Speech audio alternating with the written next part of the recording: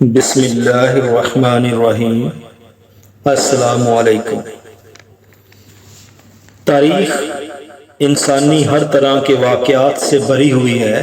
تاہم کچھ واقعات یا سانحے ایسے ہیں کہ کائنات انہیں رہتی دنیا تک فراموش نہیں کر سکتی۔ انہی واقعات میں سے ایک واقعہ میدان کربلا میں حضرت امام حسین رضی اللہ عنہ کی عظیم شہادت بھی ہے۔ کہا جاتا ہے کہ جب سے اللہ تعالیٰ نے اس کائنات کو وجود بخشا ہے، اس وقت سے لے کر آج تک اور شاید قیامت تک کوئی ایسا واقعہ رونما نہیں ہوا اور نہ رونما ہو سکے گا جس پر خود تاریخ کو بھی رونا آ گیا ہو۔ لیکن سیدنا حضرت امام حسین رضی اللہ عنہ کی شہادت ایک ایسا دردناک اور اندوہناک واقعہ ہے کہ جس پر انسانی تاریخ بھی ہچکیاں لے کر روتی ہے۔ اس میں ایک طرف ظلم و ستم، بے وفائی و بے اعتنائی اور محسن کشی اور نسل کشی کے ایسے المناک اور درد انگیز واقعات ہیں، تو دوسری طرف انسانیت کا سر فخر سے بلند کر دینے والا حضرت امام حسین رضی اللہ تعالیٰ عنہ کا وہ جذبہ ہے جس نے حق کے لیے اپنا سر تو پیش کر دیا مگر باطل کے آگے جھکے نہیں، باطل کی بیعت نہیں کی۔ تو یہ انسانیت کے لیے ایک بہت بڑی امن، محبت اور نیکی کے راستے کی ایک پہچان دے کر چلے گئے ہیں حضرت امام حسین رضی اللہ تعالی عنہ۔ دوسری جانب اہل بیت ہیں، وہی ہیں جو رسول پاک صلی اللہ علیہ وآلہ وسلم کے چشم و چراغ اور ان کے 72 متعلقین کی ایک چھوٹی سی جماعت کا باطل کے مقابلے کے لیے ثابت قدمی اور جانثاری کا ایسا حیران کن واقعہ ہے کہ جس کی نظیر تمام عالم انسانیت کی تاریخ میں ملنا مشکل ہی نہیں بلکہ ناممکن ہے۔ حضرت امیر معاویہ رضی اللہ عنہ کی وفات کے بعد جب تخت خلافت خالی ہوا تو یزید نے فوراً بغیر کچھ دیر کیے اپنی خلافت کا اعلان کر دیا، حالانکہ پہلے ہی وہ ولی عہد بھی مقرر کر دیے گئے تھے، ملوکیت کی ایک مثال قائم کر دی گئی تھی۔ اس لیے وہ حضرت امام حسین رضی اللہ تعالیٰ عنہ سے خوف زدہ تھے، تو انہوں نے حضرت امام حسین رضی اللہ تعالیٰ عنہ سے بھی اپنے ہاتھ پر بیعت کرنے کا مطالبہ کر دیا۔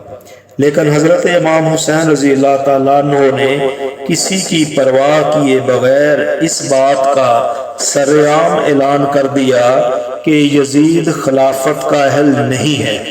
اس لیے اسے خلیفۃ المسلمان یا خلیفۃ المسلمین نہیں بنایا جا سکتا۔ یزید کو جب اس بات کا علم ہوا تو اس نے والی مدینہ ولید بن عتبہ کو خط لکھا کہ وہ حضرت امام حسین رضی اللہ عنہ کو میری بیعت پر مجبور کرے۔ ولید کے پاس جب یہ خط پہنچا تو وہ فکر میں پڑ گیا کہ اس حکم کی تعمیل وہ کس طرح کرے۔ چنانچہ اس نے سابق والی مدینہ مروان بن حکم کو مشورہ کے لیے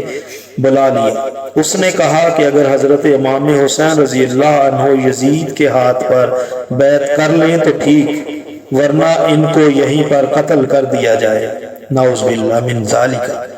مروان نے حضرت امام عالی مقام حضرت امام حسین رضی اللہ عنہ کے سامنے ولید سے کہا کہ ابھی امام حسین رضی اللہ عنہ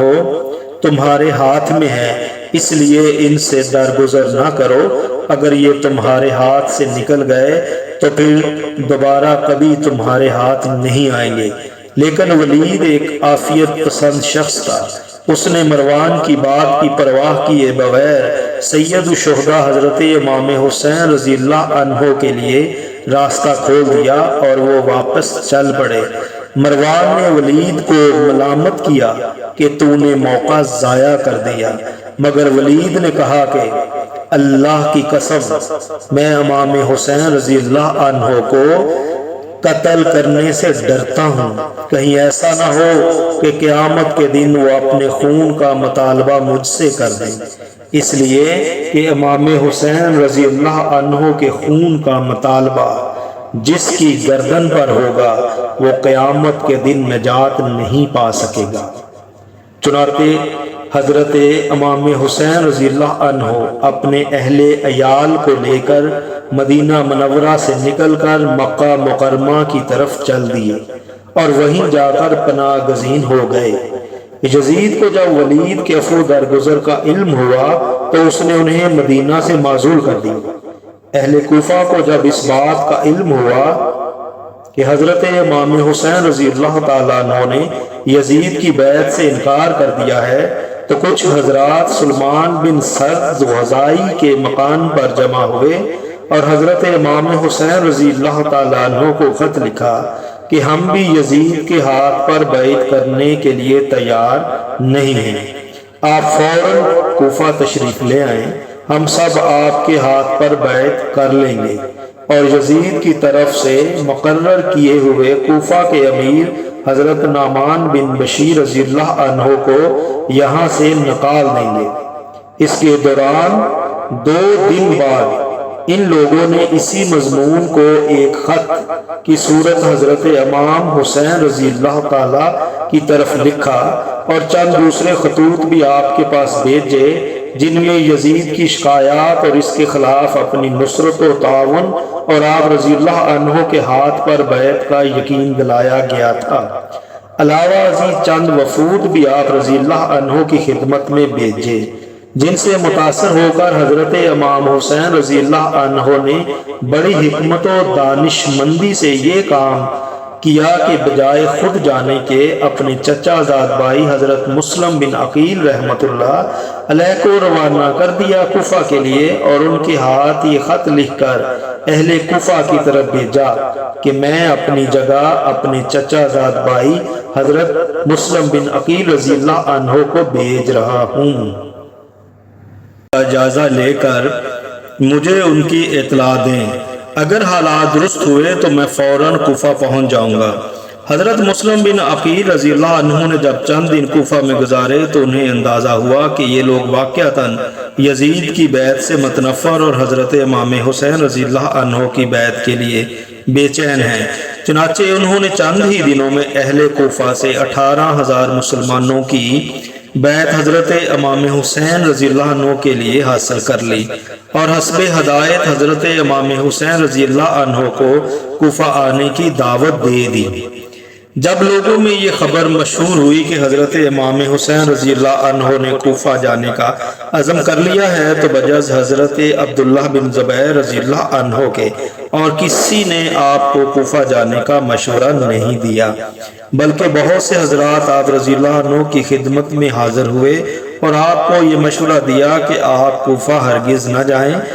کیونکہ وہاں جانے میں آپ کے لیے بہت بڑا خطرہ ہے، کیونکہ ان کے دل تو آپ کے ساتھ ہوں گے مگر ان کی تلواریں آپ کے ساتھ نہیں ہیں۔ لیکن حضرت امام حسین رضی اللہ عنہ کو کوفہ کی طرف روانہ ہونے کا مکمل شرح صدر ہو چکا تھا، اس لیے آپ رضی اللہ عنہ اپنی خداداد بصیرت اور دور اندیشی کے سبب مکہ مکرمہ سے کوفہ کے لیے روانہ ہو گئے۔ جب حضرت امام حسین رضی اللہ عنہ مقام نینوا پر پہنچے تو ابن زیاد نے کوفہ سے عمر بن سعد کو مجبوراً یہ کہہ کر کہ 4,000 کا لشکر دیا اور کہا کہ جائے وہ حضرت امام حسین رضی اللہ عنہ کے مقابلے کے لیے، تو اسے روانہ کر دیا گیا۔ عمر بن سعد نے یہاں پہنچ کر حضرت امام حسین رضی اللہ عنہ سے کوفہ آنے کی وجہ پوچھی تو آپ رضی اللہ عنہ نے پورا واقعہ سنایا اور فرمایا کہ اہل کوفہ نے مجھے خود یہاں آنے کی دعوت دی ہے، اگر اب بھی ان کی رائے بدل گئی ہو تو میں واپس مدینہ جانے کے لیے تیار ہوں۔ عمر بن سعد نے اسی مضمون کا ایک خط ابن زیاد کی طرف لکھا کہ حضرت امام حسین رضی اللہ عنہ واپس جانے کے لیے تیار ہیں۔ ابن زیاد نے جواب میں لکھا کہ امام حسین رضی اللہ عنہ کے سامنے صرف یہ ایک شرط رکھو کہ وہ یزید کے ہاتھ پر بیعت کر لیں، جب وہ ایسا کر لیں گے تو پھر ہم غور کریں گے، امام حسین رضی اللہ عنہ نے عمر بن سعد کے پاس پیغام بھیجا کہ آج رات ایک دوسرے کے لشکروں کے ساتھ ہماری ملاقات ہونی چاہیے تاکہ ہم سب بالمشافہ ایک دوسرے کے سامنے گفتگو کر سکیں۔ عمر بن سعد نے آپ کا یہ پیغام قبول کیا اور رات کو دونوں لشکروں نے باہم ایک دوسرے سے ملاقات کی۔ ملاقات میں حضرت امام حسین رضی اللہ عنہ نے اپنے متعلق عمر بن سعد کے سامنے مندرجہ ذیل 3 شرطیں رکھی۔ شرطیں یہ تھیں کہ میں جہاں سے آیا ہوں وہیں واپس چلا جاؤں، میں یزید کے پاس چلا جاؤں اور خود اس سے اپنا معاملہ طے کر لوں۔ تیسری شرط یہ تھی کہ مجھے مسلمانوں کی کسی سرحد پر پہنچا دو، وہ لوگ جس حال میں ہوں گے میں بھی اسی حال میں رہ لوں گا۔ ابن زیاد نے حضرت امام حسین رضی اللہ عنہ کی تینوں شرطیں ماننے سے انکار کر دیا۔ شمر محرم کی 9ویں تاریخ کو محاذ پر پہنچا اور لشکر لے کر سامنے آ گیا۔ حضرت عباس رضی اللہ تعالیٰ عنہ آگے کی جانب بڑھے اور اپنے مد مقابل حریف سے گفتگو شروع کی، لیکن اس نے بلا مہلت قتال کا اعلان کر دیا۔ حضرت عباس رضی اللہ تعالیٰ عنہ نے جب جنگ کا اعلان سنا تو انہوں نے جا کر حضرت امام حسین رضی اللہ عنہ کو اس کی اطلاع دے دی۔ انہوں نے فرمایا ان سے کہو کہ آج کی رات قتال ملتوی کر دو تاکہ آج کی رات میں وصیت، نماز، دعا اور استغفار میں گزار لوں۔ حضرت عباس رضی اللہ تعالیٰ عنہ نے حضرت امام حسین رضی اللہ عنہ کا پیغام شمر تک پہنچا دیا۔ شمر نے اور عمر بن سعد نے لوگوں سے مشورہ کیا اور آپ رضی اللہ تعالیٰ عنہ کو اس رات عبادت کرنے کی مہلت دے دی اور وہ واپس چل دیے۔ آپ رضی اللہ تعالیٰ عنہ اپنے اصحاب کو جمع کر کے تمام شب تہجد اور دعا و استغفار میں مشغول رہے۔ یہ عاشورہ کی رات تھی اور صبح عاشورہ 10ویں محرم فجر کی نماز سے فارغ ہوتے ہی عمر بن سعد لشکر لے کر حضرت امام حسین رضی اللہ عنہ کے سامنے آ گیا۔ اس وقت حضرت امام حسین رضی اللہ عنہ کے ساتھ کل 72 اصحاب تھے،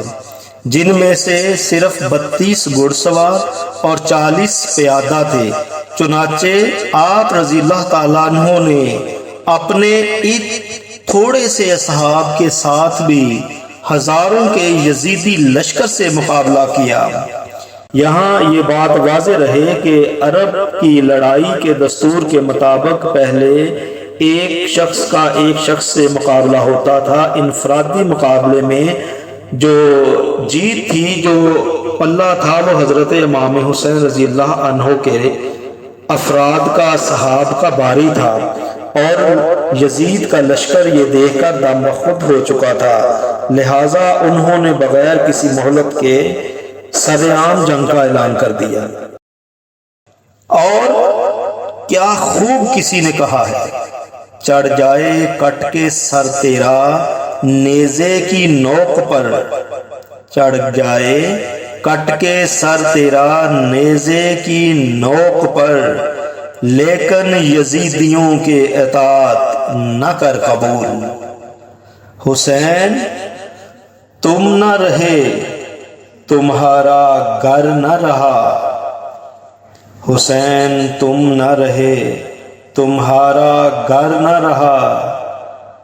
تمہارے بعد مگر یزیدوں کا ڈر نہ رہا۔ تو سید الشہداء حضرت امام حسین رضی اللہ تعالیٰ عنہ کی شہادت نے حق اور سچ کا علم بلند کیا۔ اس عظیم واقعہ سے ہمیں یہ درس ملتا ہے کہ باطل سرنگوں رہتا ہے، جبکہ حق اور سچ کا علم رہتی کائنات تک سر بلند رہتا ہے۔ سیدنا حضرت امام حسین رضی اللہ عنہ نے اپنی اور اپنے پیاروں کی عظیم جانوں کا نذرانہ پیش کر کے وہ عظیم مثال پیش کی جس کے چلتے ہوئے دنیا سے باطل کے اندھیرے دور کیے جا سکتے ہیں۔ تو آپ یہ سب کچھ سن کر جان چکے ہوں گے کہ یزید کی بیعت سے کیوں انکار کیا گیا، اس لیے کہ یزید ایک فاسق، جابر اور ظالم تھا۔ اسی کے دور میں ظلم کی یہ انتہا کہ 700 صحابہ شہید کر دیے گئے، 10,000 تابعین شہید کر دیے گئے، 300 جوان عورتوں کی عصمت دری کی گئی، مسجد نبوی میں گھوڑے باندھے گئے اور 3 دن تک نماز نہ ہو سکی۔ تو اندازہ کریں کہ کس قدر ظالم شخص تھا وہ، جس نے باطل کی، ظلم کی انتہا کر دی۔ مگر حضرت امام حسین رضی اللہ تعالیٰ عنہ نے اپنے چند صرف 72 ساتھیوں کے ساتھ یہ ثابت کر دیا کہ باطل جو ہے وہ کٹ کے رہتا ہے اور حق جو ہے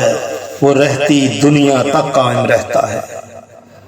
سر دے کے حسین نے شریعت خرید لی، سر دے کے حسین نے شریعت خرید لی، نانا کے اس نواسے نے امت خرید لی، نانا کے اس نواسے نے امت خرید لی۔ تو آخر میں اس شعر کے ساتھ میں اجازت چاہتا ہوں،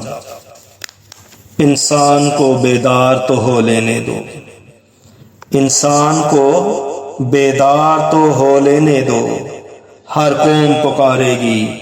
ہمارے ہیں حسین، ہر قوم پکارے گی ہمارے ہیں حسین۔